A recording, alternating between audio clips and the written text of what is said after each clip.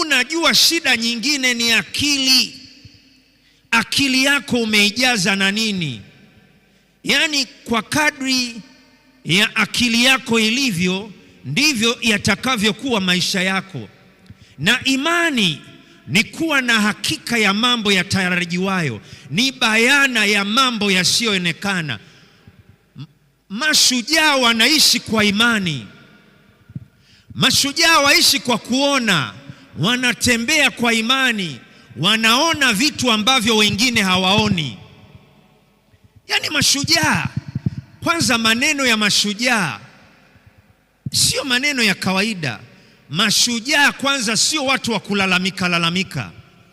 Yaani ukiona mtu mwenye maneno hasi, yeye ni mtu wa kunung'unika. Unajua kuna watu wengine kazi yao ni kunung'unika tu.